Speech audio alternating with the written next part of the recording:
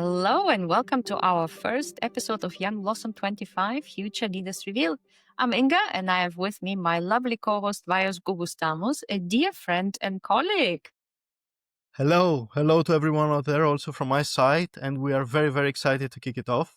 And if it is okay with you, Inga, let me share with our listeners what they can expect from this podcast. Yes, absolutely. Go ahead. Great. So, as we look at demographical social generations like Gen X, Gen Y, Gen Z, we do see a growing gap in the workplace in how especially the younger generations approach work life, career, how they strive for progress, and what they actually value. So Gen Xers, who are managing most of the younger generation right now in the workplace, grew up with a very different work ethics from their previous generation and are now facing the new generation challenging many of the things that worked for Gen X, but obviously do not work for Gen Y or Gen Z. There's, of course, a lot of stigma across generations, but one thing is for certain, Inga, and this is that the future leaders will be Gen Y, Gen Z, and Gen Alpha, and obviously not us. And in this podcast, we want to put a spotlight on these generations and better understand what needs to happen in the workplace to ensure that the future leader generation is well equipped to succeed. Inga, anything you would like to add on this one? Yeah, just a couple of thoughts. I was always curious to better understand the younger generation, especially in the work environment, as I come from the business side. And having been in charge of leading small teams, big teams, culturally diverse teams, it always stands out that the approach to work, career progress, and workplace seems to vary a lot for the younger generation compared to our generation. And my observation is that career development support often comes quite late. And when professionals are already mid career stage.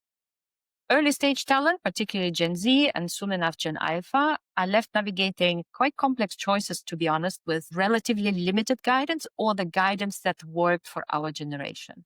And current work environment is focused on rather telling Gen Z how to adapt and adjust based on the past experience and the path of current leaders.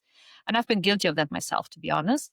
And this may hamper the success for overall organizations because how the world evolves around technology, ways of working, and recent events contributed to that, like COVID, increased number of wars in Europe. And as a result, future leaders, let's call them Gen Z, they see the approach to work in a very different way. And I want us to have a dialogue with that generation, with the future leaders, but also current leaders, also learning institutions, as well as recruiting agencies to better understand each other and the approach for each other and how we need to adapt. And it is not a struggle for one party only to be fixed. It is rather a multifaceted challenge. What do I mean by that? So the associates, the people who are coming into the workforce, are still exploring and are unsure of their career path. And that is often labeled as they're a bit clueless rather than being curious. Guidance is typically based on previous experience, what the advisors are giving as their experience, and not so much based on the individual potential and taking into account the context that generation grows up in. And there is a lack of personalized support to help them discover their direction. And there is limited to no consideration of the context. Then there is a company gap. So how do we operate as companies?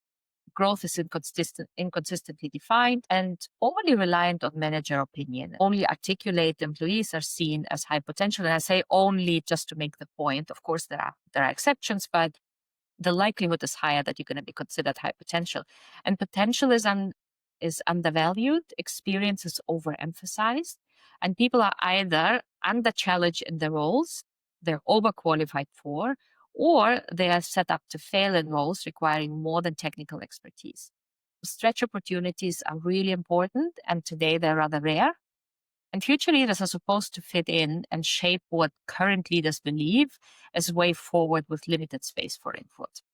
And then there is a whole, service industry, like recruiting agencies, and I call it a bit of a blind spot. Development services still prioritize age and experience over potential, and focus is skewed towards executives and senior talent. And services are constrained by outdated company beliefs. And most services are focusing to shape and create high-performing teams based on specific briefs of current leaders, with limited consideration, again, from future leaders. And then the generational disconnect which always existed. The misconception and mismatch expectation persist across generation. So in my generation, I'm Gen X. Hard work is very valued. We make sacrifices. We're skeptical of work-life balance and mental health conversations. Millennials, on the other hand, they advocate for balance, purpose. They're very much shaped by digital transformation. And then Gen Z ultimately values self over company, demand authenticity, meaning, flexibility. And then Gen Alpha, they will redefine the work ultimately. They're born digital, skeptical of formal education, deeply independent, and quite privacy aware.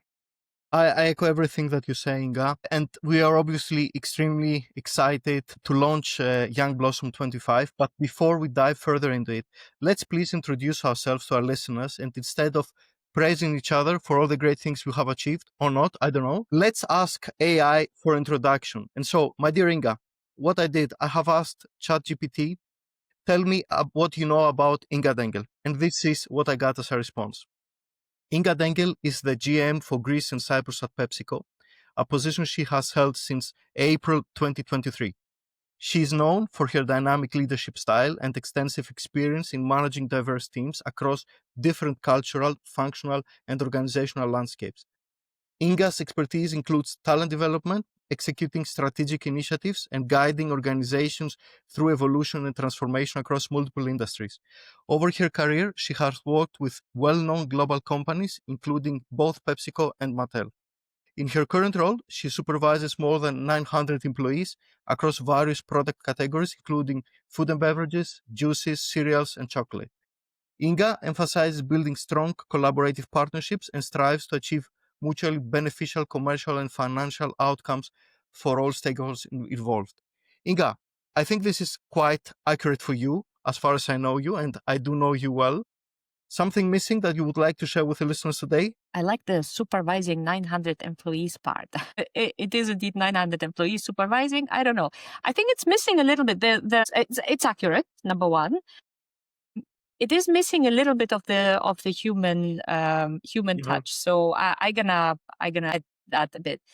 So I'm married. I have Gen Alpha daughter. She is 11, almost 12.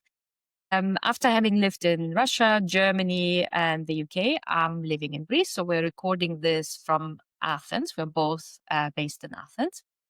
I'm passionate about food, and to be able to consume without any guilt whatsoever. I became very passionate about running. But if you don't find me eating or running, you will find me somewhere in the shopping mall center somewhere, because my true passion is actually shopping. So that's me. And Vaios, I also asked ChatGPT to tell me and to introduce you. And here is what ChatGPT said about you. Vaios is the talent acquisition and employer branding manager for Greece and Cyprus at PepsiCo, where he leads strategic initiatives to attract, select, retain talent through strong, authentic employer brand. He emphasizes that employer branding is not just marketing, but a core function essential for retention, candidate fit. Vaios has spoken in webinars, such as one hosted by PepsiCo on supply chain planning, and is frequently quoted in HR publications for his insights on the importance of holistic branding strategies. Under his leadership, PepsiCo has been recognized as a top employer for 8 consecutive years in Greece, praised for its digital HR tools, inclusive culture, and CSR programs like PepsiCo Gives Back. He reflects a consistent focus on aligning employer brand strategy with employee experience and long-term organizational success. I think all of that is very accurate in my collaboration with you. I've seen all of that. Was it accurate? I think it is, at least to a very high percentage.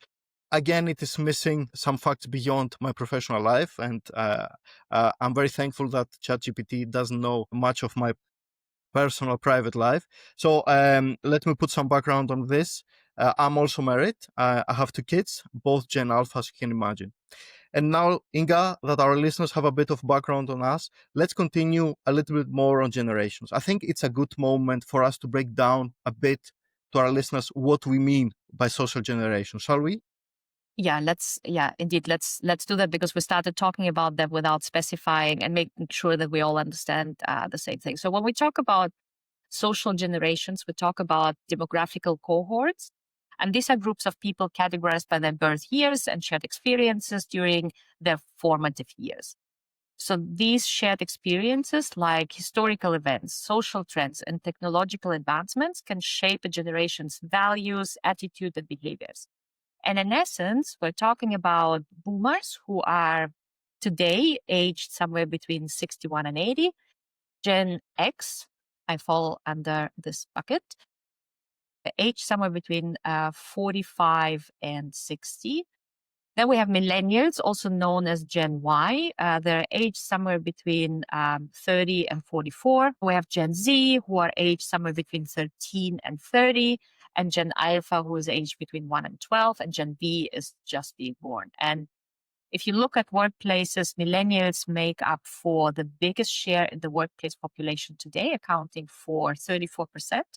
However, most of the leadership population Mhm. still sits to some extent with boomers, who still account for 12% of the workforce, and then Gen X accounting for 27%, which is the same share as Gen Z at the moment. Yeah, and I think it's worth highlighting what are those shared experience for each Yeah. generation, right? So for boomers, I think it was post-war baby boom and significant social and cultural shifts, including the Vietnam and Cold War, obviously, moon landing, and the civil rights movement. In their professional life, they are known for strong work ethics and commitment. They show high loyalty. They may stay with one employer for a lifetime. And it's a generation that prefers clear hierarchies and expects respect for authority, favor face-to-face communication, and they do value experience over competence. Then next on the other side, they experienced stock market crash in the 80s. They grew up with Rubik's Cube, with Walkman, with Game Boy, and this is your cohort, Inga.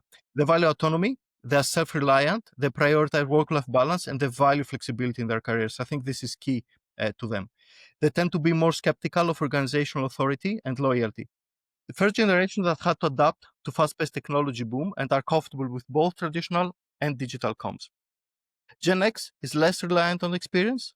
They often seek mentorship for progress. They value to share experience with younger cohorts. And I think, Inga, listen to all of this.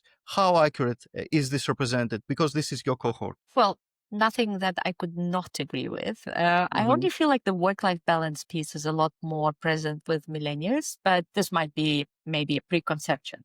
So let me continue with millennials. And just a reminder, we're talking about anyone aged between 30 to 44. Their impact was obviously 9/11, and they grew up with iPod instead of Walkman.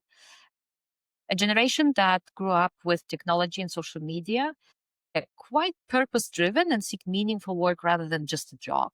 The favor collaboration and teamwork over rigid hierarchies. So there is a bit of a nuance there, and they're looking for regular feedback and are demanding when it comes to professional development. And as a result, they're more likely to change jobs more frequently in search of better opportunities or better work environment. And where we look at Gen Z, who are aged 13 to 30, with big impact coming from the big financial crisis in 2008. And they grew up with foldable scooters, Spotify, smart devices all over it. And it is the most targeted generation by all industry because they are the current and the future consumers. And Mhm. we're dealing with digital natives who are growing up in a very interconnected world, and many value global citizenship. They're likely to be highly adaptable to rapid changes in technology and work environment. They're likely to be aware of environmental issues and expect employers to prioritize that in their agenda. And Vaios, let me have your reaction on Gen Z, as this generation are the ultimate future leaders for what it's worth, and we want to connect with. Yes, absolutely. Indeed, Inga, and here is what research indicates what Gen Z is actually looking at people who lead them today. One, they want them to demonstrate authenticity and transparency. This is very, very important to them. Secondly, we see that they want leaders who embrace digital transformation, also a very important point, if we think about it. Thirdly, they would like to prioritize work-life balance, but also create an inclusive culture. And I can tell you from my own recruiting experience over the last 15 years or so that this is a very demanding generation. Very often we see them brush away what they consider as highly relevant. For instance, work-life balance, hybrid working, high purpose. Now, of course, we can be dismissive of that. However, what that causes is that this generation is less forgiving, and thus, if they don't feel the love, they will move on, which is diplomatic from many, many workplaces to establish at least a sense of loyalty. Yeah. Now, since we're talking about future leaders here, it is up to us to decide whether we can really afford brushing away what that generation needs to be productive and accept that work ethics are not always the same and same output cannot be created in a different way.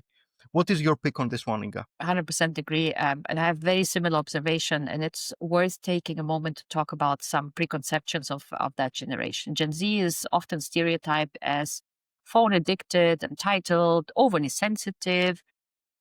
I'm interested in traditional work, but these preconceptions probably oversimplify a complex value driven generation. And in reality, they're digital natives who prioritize mental health, they prioritize inclusivity, purpose in both work and life.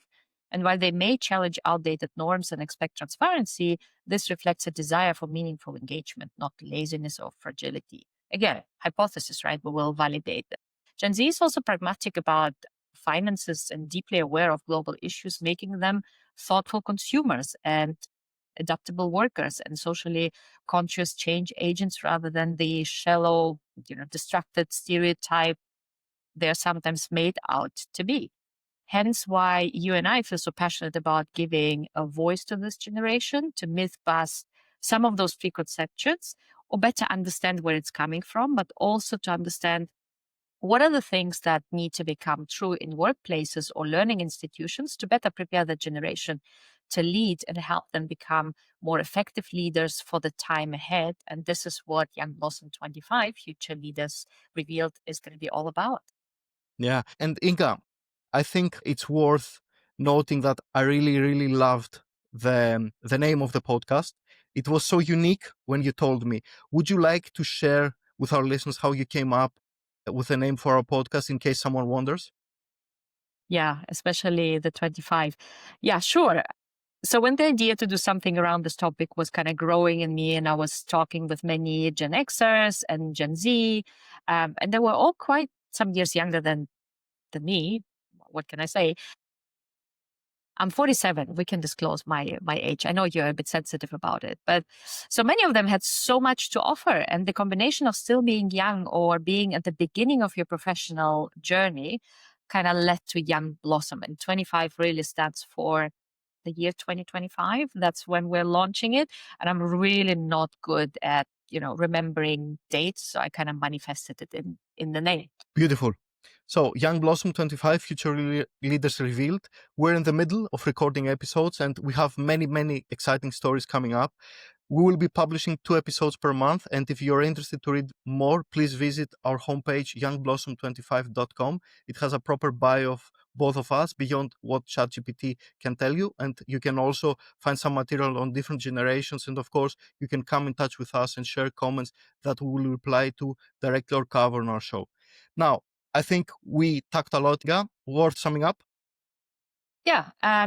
So we're creating space for future leaders to help us taking the right steps to adapt, because what is missing today is there is limited structured support to help young professionals grow meaningfully and authentically.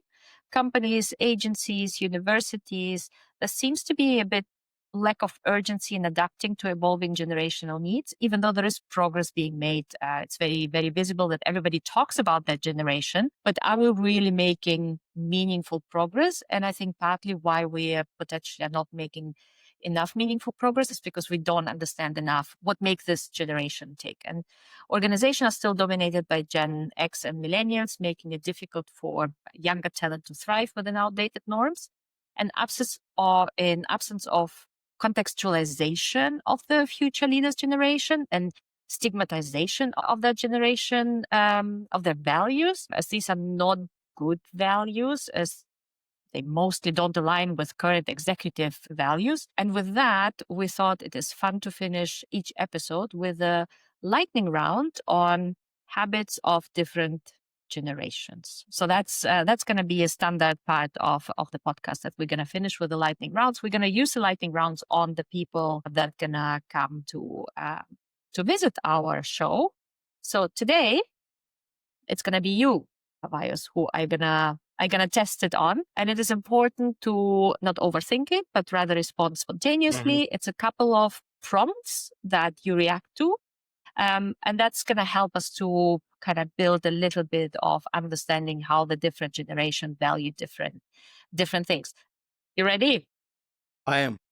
Okay. Chat channel you're using. WhatsApp. Social media you spend most of your time on. I think it's LinkedIn. Professional wise, I spent more time due to being a Of recruiter. course, you're a recruiter. So you get your music from? Spotify. You get your podcasts from? Spotify. Physical books or audiobooks? It's always physical book. Your favorite brand? It's Hugo Boss. Of course. Favorite means of transport?